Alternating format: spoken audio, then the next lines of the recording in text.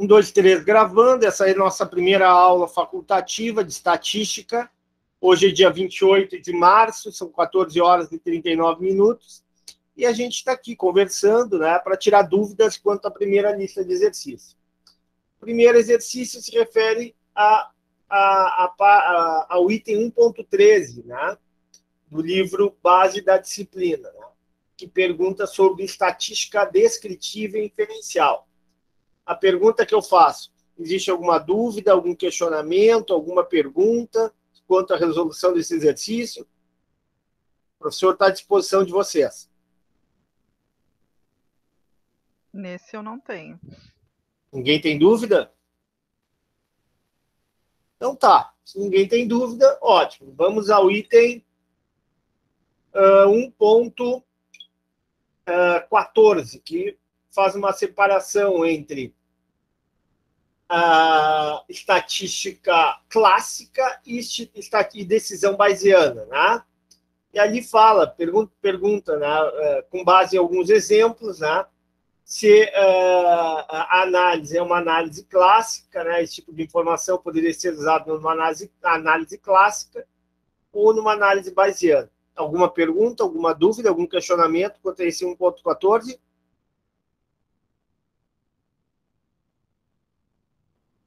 Não? Tá bom, então vamos lá, continuamos. Lembrando sempre, essa aula facultativa é para tirar dúvidas, né? A ideia é vocês fazerem os exercícios, tentarem fazer, eventualmente um ou outro, que vocês não consigam fazer, o professor está aqui para ajudar, para orientar vocês. Se vocês não, digamos assim, não se manifestam quanto à questão do exercício, eu imagino, né? E eu imagino que vocês também não tenham tido dificuldade. Ok, então vamos para o exercício 1.15. Variáveis discretas e contínuas. Alguma pergunta, alguma dificuldade?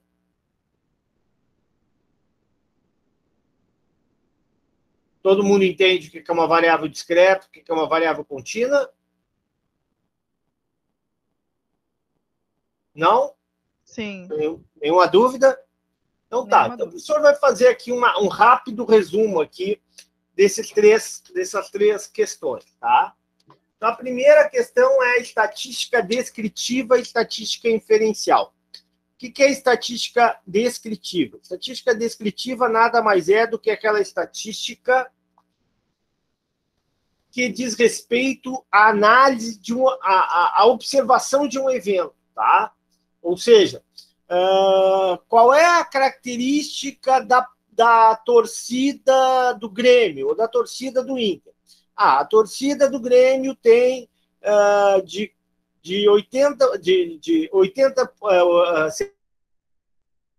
70% são brancos, 25% são pardos, 5% são negros.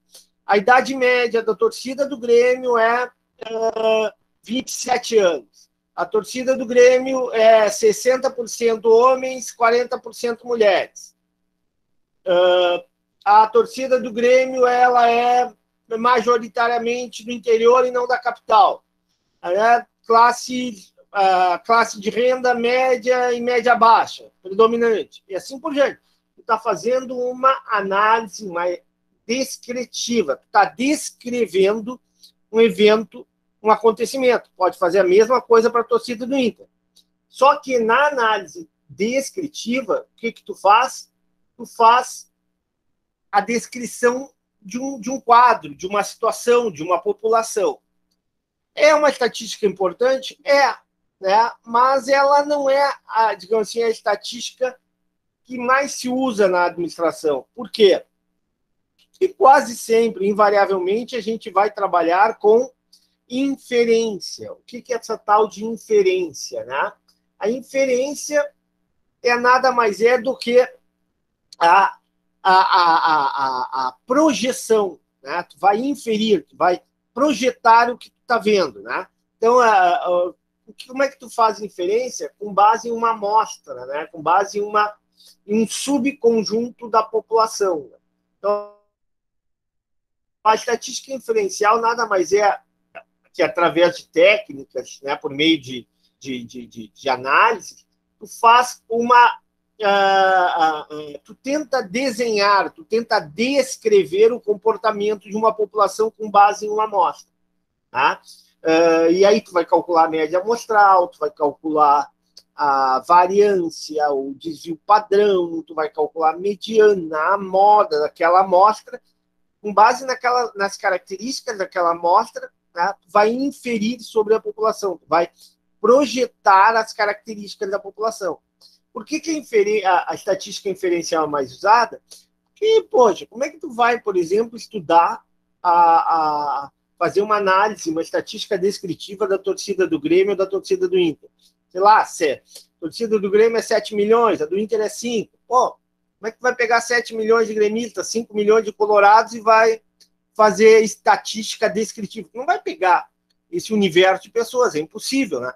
O que tu vai fazer? Tu vai pegar um subconjunto, vai pegar uma amostra da população do Inter, uma amostra da população do Grêmio e vai fazer inferência, vai inferir sobre as características de cada uma dessas torcidas. Né? É assim que se faz. Então, essa é a diferença básica entre estatística descritiva e estatística inferencial. Alguma pergunta, alguma dúvida quanto a esses dois conceitos, estatística descritiva e estatística inferencial? Sim ou não? Não. Ficou clara a diferença entre estatística descritiva e estatística inferencial? Para mim ficou. Tá. O que é estatística clássica, né? E a estatística bayesiana, né? Estatística clássica é a estatística das cartas, é a estatística dos dados, né? E a estatística bayesiana envolve o quê? Alguns critérios subjetivos, né? Alguns critérios que não são exatamente critérios objetivos. Né? Então, por exemplo, o livro fala, né? Uma estatística clássica, né? Um enfoque clássico, né? Seria discutir, né? A estimativa de vendas em uma determinada de um determinado produto. Quanto aquele produto vai vender? Né? Com base, sei lá, em estimativas passadas, com base em levantamentos já feitos. Né? E já vou te dar a palavra, Marie. Tá? Bom, e a estatística bayesiana, o que é? Ela combina, além da questão objetiva, né, de dados quantitativos, ela combina também informações qualitativas para fazer uma estatística. Então, além da questão de informações que tu já teve, de informações de produtos similares, o que tu vai fazer na estatística bayesiana? Tu vai pegar opinião, vai coletar informação do consumidor sobre o produto que está lançando, sobre os administradores, sobre os vendedores daqueles produtos, para que tu tenha para que tu possa estimar, para que tu possa projetar corretamente o quanto será vendido desse novo produto, ou seja, quanto será a projeção de vendas desse novo produto. Então, há uma subjetividade dentro da análise bayesiana que não tem na estatística clássica. Pode falar, Marie. Nessa bayesiana, eu entendo assim, que a gente usa mais ela na administração financeira. Pode ser isso? Porque com a combinação de dados que eu vou ter, eu vou gerar um trabalho em cima disso. Não sei. Poderia ser isso? Não entendi, porque... Não, a bayesiana, tá falando? Isso, a bayesiana. Porque eu vou tomar uma decisão em cima desse dado que eu vou ter. Não, mas não é na financeira, assim. A bayesiana é o seguinte, tu vai pegar, tá? Não apenas... O exemplo que eu vou tentar repetir o exemplo que eu dei, tá? Vamos supor que tu seja uma administradora de uma loja, tá? Ou de uma empresa, e vai lançar um novo produto, um novo tênis, tá? Aí, Marie, tem duas situações. Tu pode fazer uma estatística clássica. Olha, a empresa já lançou outros tênis muito parecidos, muito similares com esse, tá? e o lançamento rendeu lá a venda média de 5.000 pares por mês, ao longo de um ano. Ou seja, tu está fazendo, com base em informações que tu tinha no passado, informações objetivas, tu está projetando as vendas desse novo tênis. Mas só com informações objetivas. Isso aí se chama estatística clássica. Bom, mas aí tem outra questão. Tem de repente, tu quer fazer uma projeção de vendas baseada não apenas nas informações passadas, mas também em uma informação mais qualitativa. Por exemplo, além daquilo que tu já tem de números, né, de outros produtos que tu lançaste, produtos similares que tu lançaste, tu pode mostrar aquele produto novo para os teus vendedores, para os teus administradores, para os teus especialistas, e dizer, olha, esse é o produto, o que vocês acham? Vai vender bem, vai vender mal? Tá? E combinando essas duas coisas, né, combinando esses dados do passado, de outros produtos similares, com essa informação qualitativa, vai fazer uma projeção. Essa projeção compreende dados objetivos, mas também alguma subjetividade. A essa combinação, a gente chama de análise bayesiana. Ficou claro, Marie? Agora eu entendi melhor. Ficou mesmo? Obrigada. Ficou. Bom, aí tu tem ainda variáveis discretas e contínuas, né? Como eu falei para vocês. O variáveis discretas nada mais é do que números, pontos isolados ao longo de uma escala de valores, tá? Então, vamos pensar assim, a empresa produz, vamos imaginar assim, um saco de farinha. Um saco de farinha tem 5 quilos, ok? Mas será que todo saco de farinhas ele é ensacado com 5 quilos? Será que é exatamente 5 quilos? Não pode ser um pouquinho a mais, um pouquinho a menos? O que vocês acham?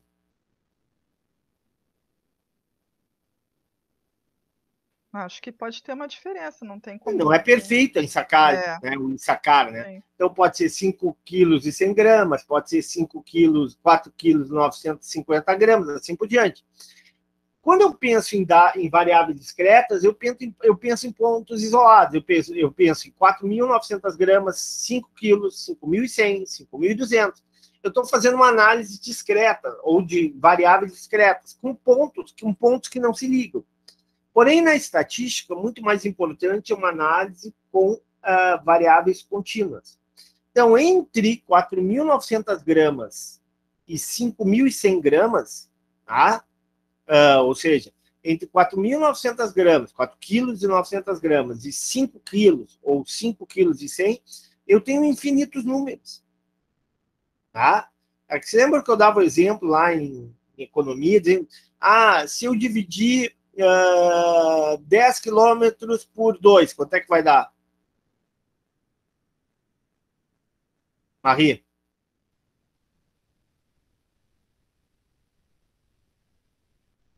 Eu dividi 10 quilômetros por 2. Quem é que me ajuda? 5 para cada... Se eu dividir 5 por 2, Walter. 5? 5 para cada um. Tá me ouvindo, professor? Fica 5. Oi, eu tô com problema. Walter, se eu dividir 5 por 2. Fica 5. Fica 2,5.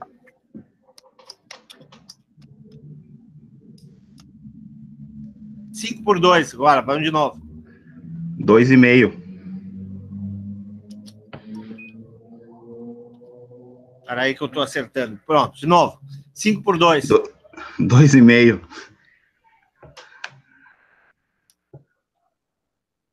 5 por 2, 2,5. Né?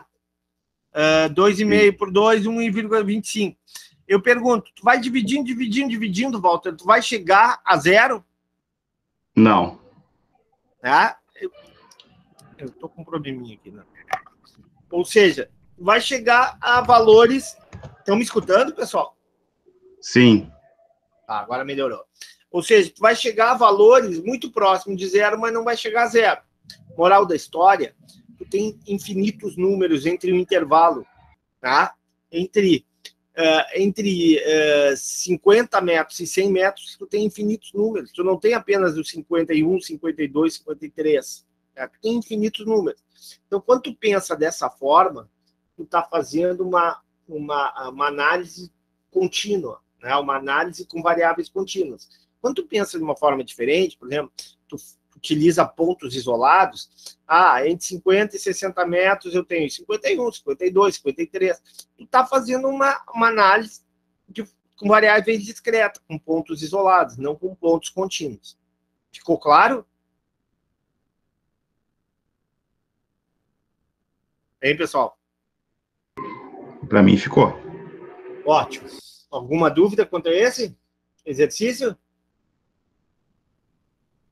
Então tá. Faltou Não. mais um, né? Qual é o último Desculpa, exercício? prof. Oi? Oi, professor. Por exemplo, ali na letra hum, tem um exemplo que fala sobre a quantidade, a tonelagem embarcada total e também em unidades. Então, sobre isso, Qual é o exercício? Desculpe. 1.15 discretos e contínuos. Ponto 15, vamos lá. Ponto 15. Então vamos lá. Harley? Eu mesmo. Então vamos lá, Harley. Então, assim, o que seria ali? Eu tenho para o seguinte tipo de valores, indicar quais variáveis discretas e quais contínuas. Número de unidades estocadas de um artigo. Discretas, por quê? Sei lá, tu não consegue dividir. Vamos pensar assim, número de celulares estocados no almoxarifado de uma loja. Tu consegue dividir um celular pela metade? Não. Então, tu tem 1, 2, 3, 4, 5. Ou seja, tu tem variáveis discretas. Razão entre o ativo circulante e o passivo. Não pode ser, essa razão não pode ser 2,3, 3, 4, 5, 6. Não pode ser um monte de número depois da vírgula.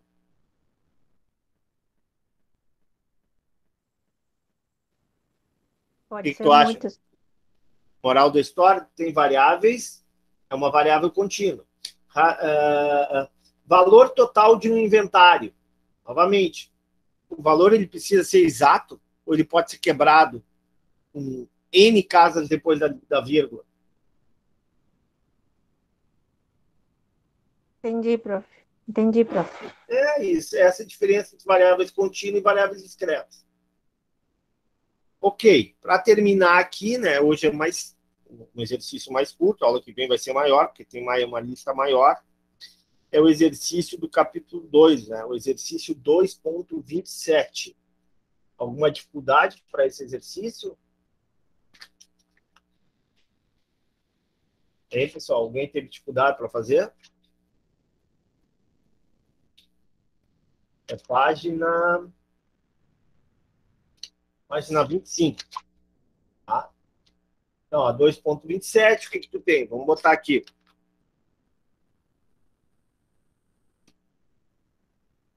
Vou botar aí. Alguém fez no Excel esse exercício? Sim ou não?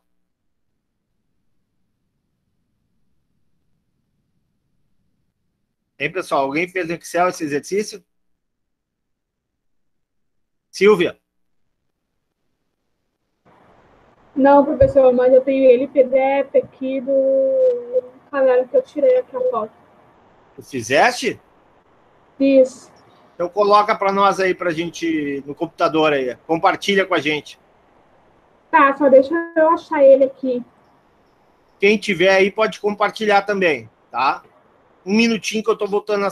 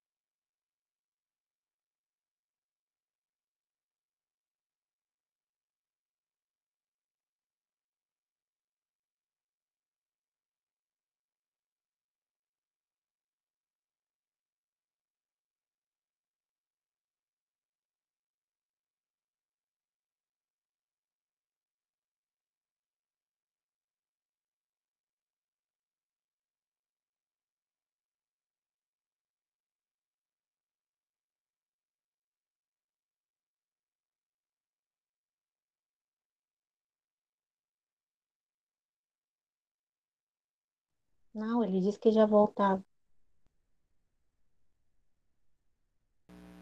E aí, achaste?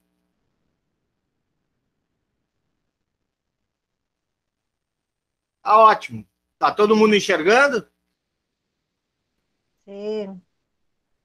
Então tá, Silvia. Olha aí, o que a Silvia botou ali? O exercício falava de distribuição, né, de viagens, né, o número de viagens e a distribuição de galões, né? Então, seria rendimentos em milhas por galão de automóveis em 25 viagens realizadas por veículo de propriedade de uma companhia. Então, vamos supor que seja uma empresa de transporte de carga, ok? Essa empresa, ela tem 25, ela fez 25 viagens, tá? A empresa é uma empresa de transporte de cargas ou transporte de passageiros e fez 25 viagens. Eu pergunto, qual foi, quantas classes, quantas faixas foram divididas por consumo de gasolina? Quem é que responde essa pergunta?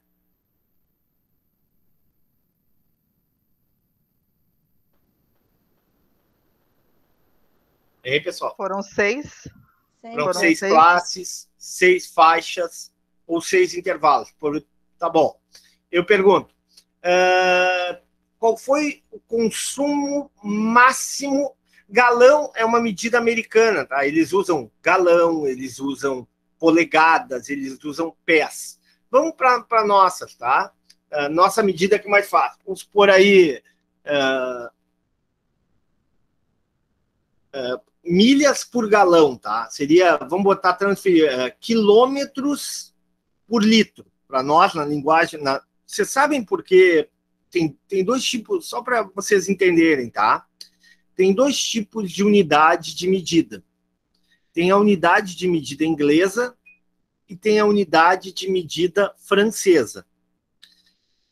O Brasil, a Espanha, Portugal, quase toda a América Latina, tá? Boa parte dos países da Europa, né? Itália, Alemanha, usam a medida francesa, que é muito mais simples, tá? 1 litro tem 1000 ml, né? Uma tonelada tem 1000 quilos, assim por diante, ok? Já Inglaterra e Estados Unidos, por consequência, não usam a medida francesa, usam a medida inglesa, que é diferente. Por exemplo,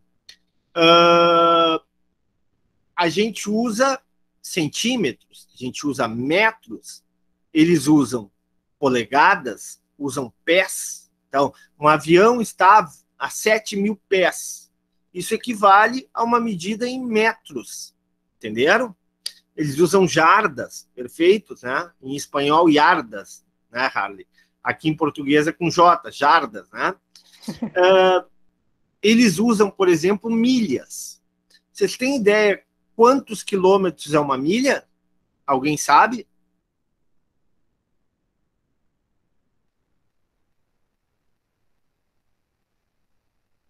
Hein?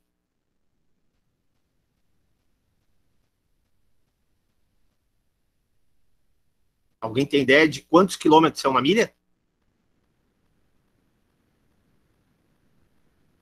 Só um pouquinho que eu tô colando aqui do Google.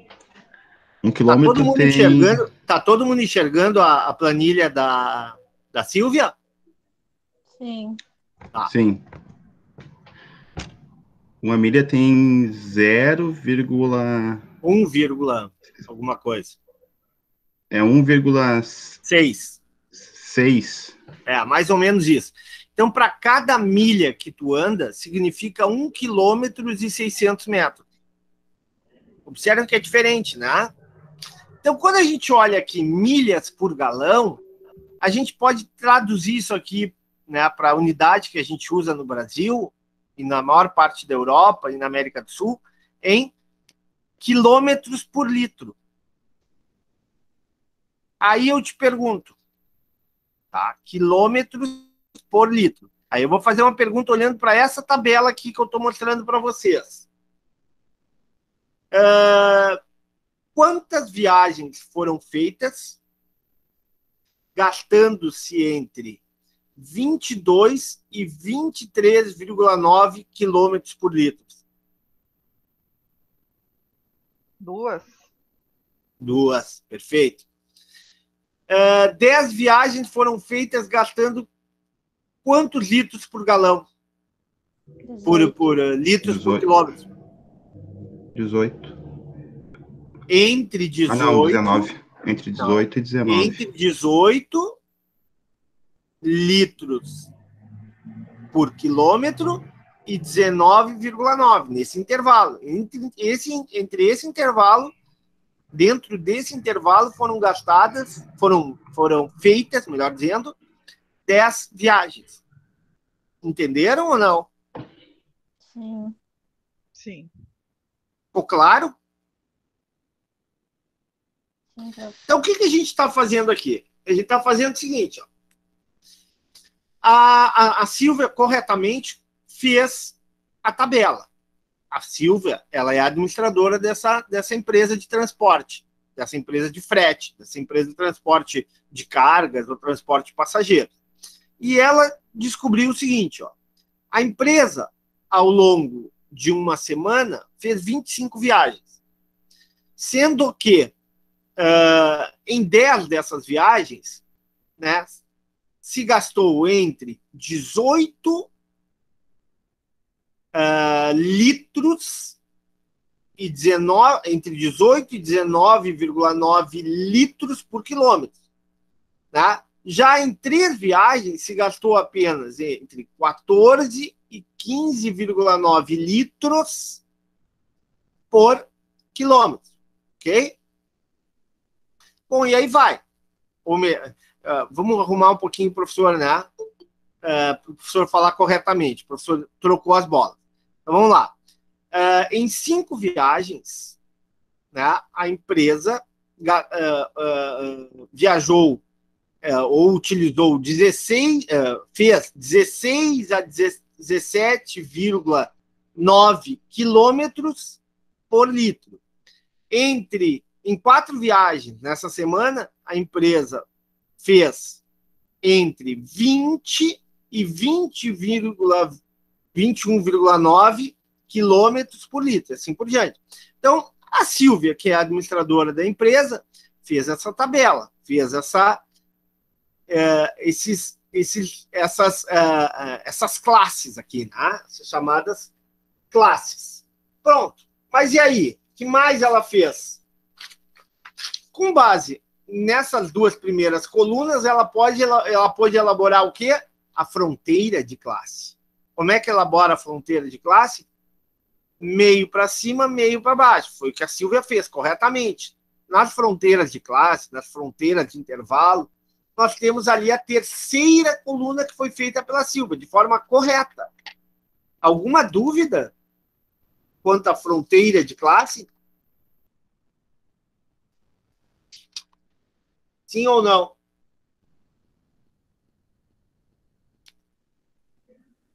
E aí, pessoal, tranquilo o que ela fez? Entenderam o que ela fez? Sim, entendi. Eu entendi.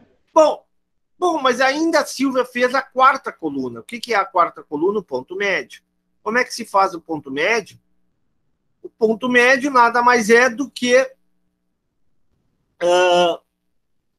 o ponto entre as 2 fronteiras. Como é que ela chegou a isso? Ela somou 13,95 mais 15,95 e dividiu por 2. 15,95 mais 17,95 e dividiu por 2. Assim foi fazendo. E achou o ponto médio. Pronto, está pronta a tabela. A tabela está feita. Ótimo. O que ela foi fazer agora? Qual é o segundo passo? Ela foi responder as perguntas. A primeira pergunta: qual o limite inferior e superior da última classe? Está lá, ó, o limite inferior e superior da última classe é 24 e 25,9. Qual a fronteira inferior e superior da última classe? Está na tabela também, 23,95, 25,95.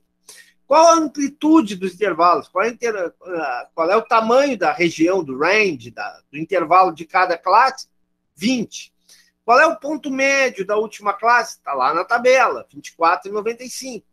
Qual é o rendimento em milhas por galão? Baixa um pouco ali, Silvia, por favor. O rendimento em milhas por galão foi de 19,9. Não é isso? Indicar os limites. Como assim? O rendimento em milhas? Espera aí, qual é o exercício aqui? Suponha que em uma determinada viagem, o rendimento em milhas por galão foi 19,9. Ou seja, suponha que em determinada viagem se gastou, a empresa, o caminhão da empresa, o ônibus da empresa, conseguiu fazer 19,9 quilômetros por litro. Indicar os limites inferior e superior desta classe. Se a empresa, se esse caminhão fez 19,9 quilômetros por litro, ela está na terceira classe, no terceiro intervalo ali, entre 17,95 e 19,95. Tá? Então, o limite inferior é 18 e o limite superior é, baixa um pouquinho agora, Silvia, e o limite superior é 19,9. Perfeito, é essa a resposta. E a faixa é 3, como a Silvia falou. Entendido? Respondida a questão? Sim. Sim ou não? Sim, prof. E aí encerramos o exercício. Alguma dúvida, algum questionamento? Quanto a essa primeira lista, que era bem simples?